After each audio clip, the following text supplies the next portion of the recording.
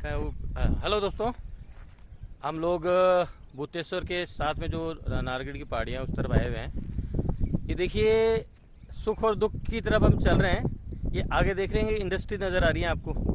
ये सारे दुख के कारण है। और जैसे जैसे हम लोग दूसरी दिशा में चलेंगे और ये पहाड़ी इलाका नज़र आ रहा होगा आप लोगों को। ये देखिए, ये सुख की तरफ चल रहे हैं अपन। क्या प्राकृतिक नज़ारा है, शानदार, मज़ा आ गया।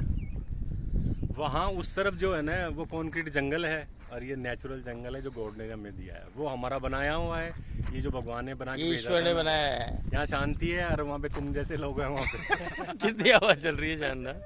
Thank you friend, thank you दोस्तों।